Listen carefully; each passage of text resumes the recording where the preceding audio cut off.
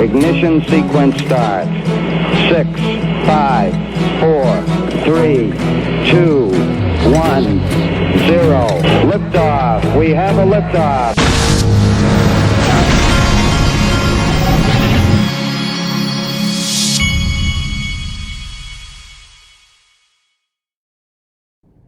Hey everybody, this is the Digital Asset Investor, and listen to these two guys.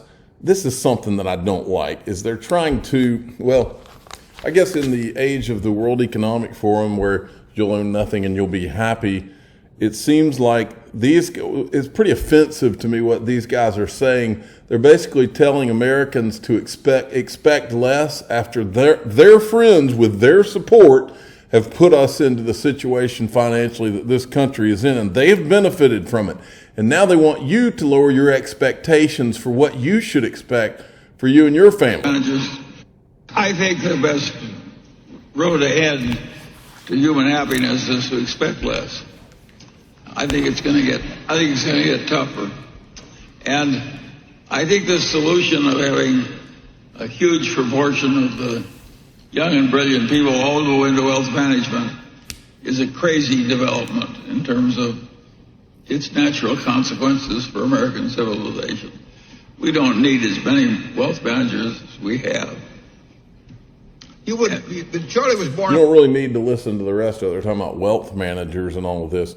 But the idea that 2008 financial crisis, all their friends get bailed out, they go and get a sweetheart deal to bail Goldman Sachs out with assurances from the government, and they've made money hand over fist off of all of this stuff as these debts have gone through the roof, and now they're telling you to expect less. That offends me. I like this tweet from Dark Defender. He came out of nowhere with this. I've never seen the XRP community silent this much. This means XRP is ready. Based on our pattern, the break is imminent anytime from now to August. When the resistance line is broken, XRP will first hit $1.33, then $3.82. I trust Ripple XRP. Chin up, our day is near. I agree, chin up. As long as you understand what you hold, then there's nothing to be depressed about. Now this clip is pretty nauseating, but sometimes it's fun to watch these things. You've heard me rant about how crazy it is that everybody's been staring at Bitcoin and Ethereum all this time, but there was a day back 2017 to 2019 where people were actually talking about Litecoin, which this guy literally created, this Charlie Lee it was a fork of Bitcoin, Litecoin was, and really it was just like marketing. Hey, Bitcoin's gold, this will be silver. And there was nothing. There's never been anything done with Litecoin. And we knew that. But to listen to this guy talk about Ripple. I can't believe someone just told me, I didn't check, but I guess they recently went up, 50 times in price? Yeah. Which I guess shouldn't even be around. Oh, good, you're back. You're just talking scamming projects, Ripple in particular, but... Yeah, so Ripple... Missing its first 35,000 blocks, I think, or something. What about it? I think Ricardo told me this, but I believe it's missing its first 30,000 blocks for some reason. Yeah. I'm not sure if Ripple's blockchain actually works. So supposedly it's pretty centralized. It's controlled by nodes that they run themselves. Actually, don't take my word for it. I'm not sure. I just hear rumors. I don't know for sure. And kind of the coin is pre-mined, 100 billion coins were pre-mined, and supposedly they use it they give investors the coins and stuff. So I don't really know what the reason is to have the XRP coin is. Yeah. I wouldn't call them a scam. The Litecoin, not too many years ago, we used to joke around on this channel about how the Litecoin Foundation was talking about how important T-shirt sales were to Litecoin, and I used to make fun of it. And the market cap, right? Because yeah, it's huge. Billions of coins held out of circulation, and you can trade them to your left. Yeah, so you just have a few coins go up in value, and then voila, your whole market Like cap however is. many billions they have. Yeah. I was thinking about if Yeah. you spin up a coin where you have like, I don't know, 1 trillion or 100 trillion coins reserved, and you just have one coin on the market. You just and distribute that one coin. top of all of the market cap charts. Yeah. I mean, I think it's doing some interesting things, but I personally don't hold any Ripple. Actually, I did hold some Ripple because they were giving it away for free, like 5 years ago. So keep in mind, this guy became a billionaire. off of Yeah, his and I got Litecoin. some, and I was sitting there in my Ripple account, and it was worth like $10 for the longest time. And recently, it was worth like a few $1,000s. So I'm like, okay, I better like check it again and cash it out. So I cashed it out into Bitcoin. I think this guy made $1 billion, and here's where he sold. December 20th, 2017, Litecoin founder Charlie Lee says he's sold all his holding.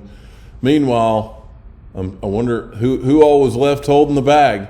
Then what they all are laughing at, this is a guy from Ripple. This is what they laugh at. We have seen really significant adoption and interest from businesses in the last handful of years, and that's been continuing to accelerate. And when I think about the underlying reason for why adoption is increasing, it's because there's utility. Oh, that little thing called utility. That's what they've done for years now, folks. They point it at XRP and act like they don't understand it, while it's the only freaking one with real utility, with any real utility demand that's happening. And no telling what's going to be there once this case is over. Now, I haven't talked about the XRP escrow in a little while. Wanted to hit that a little bit and do a little reminder on how the escrow could be involved in whatever the judgment/settlement is. Here's Dilip Rowlett. This is just a refresher on what one of the major guys from Ripple was saying about the escrow back a couple of years ago, 2 or 3 years ago. So we're still in the early stages. In that model, the MSB doesn't have to hold any XRP. So the exchange is taking the risk of holding XRP and the volatility of that. And that's the starting point. And you have to think about this is brand new territory. Nobody has done this ever. So you have to take baby steps and get everybody comfortable, with it. We're doing retail remittances to start. Why? There's low value because the liquidity is not deep in these markets. So if somebody wanted to do a corporate transaction, that's immediately like $10, $100 million. There's not enough liquidity for it. So banks will watch that and say, right, how's that going? And is that cheaper? Is it faster? Is it better? Because banks want somebody else to try it out and say, okay, that works. Maybe now we'll jump in. Actually, back in 2016, we did a project with 12 banks to use XRP between themselves, just as a technical trial. They loved it. It didn't work. They said, okay, instead of having a multiplicity of account relationships that we have to have with each other, 12 banks would have had to have 144 relationships with each other. They just used XRP and moved it between each other and said, this works. So they've already tried that out. And we know that that's the holy grail. But they will take time to get there. And regulators also have to feel comfortable. The volatility has to come down, as I mentioned. The markets have to get deeper. This just takes time. So at this point, to answer your question directly, we don't have a bank that is using it, but we have MSBs starting to trial it. But my expectation is that sooner rather than later, banks will use it because it makes sense. So what Ripple has done is taken about 55 billion of the XRP that we have and put it into escrow. And the idea is, again, to provide stability of supply. So every month, we have 1 billion Ripple, XRP available for us to do whatever we want with. If you don't use it, it goes to the back of the queue. It's all under a smart contract. And the idea is to say, we will dribble this out so that there is not an immediate, big overhang of XRP on the marketplace. But ultimately, all of that XRP will be owned by institutions that want to use it. And whether they use it for nostro replacement or they use it as a bridge currency or potentially for other use cases. So we are certainly beginning to now look at what are the other use cases you can have for this, given the high-performing network that we have. So it will take time, but as that is used to sort of create deeper markets, I think the utility of XRP will in fact grow, and that's kind of where we are headed with it. But the Litecoin guys, Now, I want to. This is one that many of you probably never saw, but I want to show it again. This is when Jeremy Hogan was weighing in with Digital Perspectives, and is his name XRP Seal? I can't remember how his name goes, but anyway, he's an attorney too. Listen to this clip, because this is how Jeremy Hogan applying it, talking about if it did apply to the case. Watch this. If somebody was to realize that XRP could potentially, replace, or sort of displace the U.S. as having, the global reserve currency of the world, I mean, what better way than to secure, 50 billion of that asset to ensure that the U.S. remains, the sort of, bastion of sort of financial direction that the world takes, right? So I mean, again, a lot of things have to go into place, but I mean, it is nice. I always need something to hang my hat on, whether, and that's what judges look for too, right? I mean, you always look for some type of theory that you hang your hat on. And I guess that was the whole point behind what I put forth there, right? Is that, hey, it may not be happening, but it's definitely a possibility. And when you start looking at things that sort of have come into play, why would the SEC bring a lawsuit against Ripple, 7 or 8 years after the alleged incident? And then the commissioner that heads the commission quits the next day, and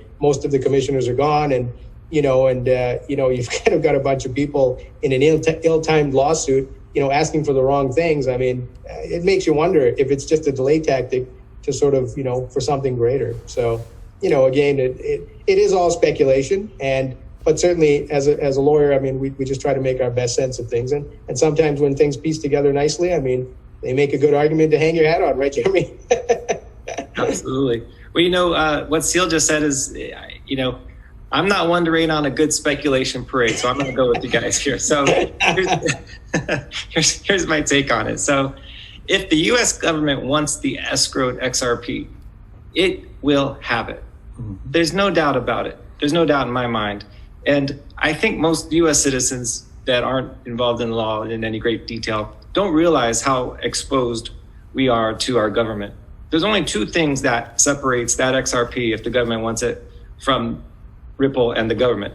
One, there's your vote, because if people think that they're going to lose their vote and get kicked out of office if they do something, they won't do it. And two, there's the U.S. Constitution. Okay, so there it is.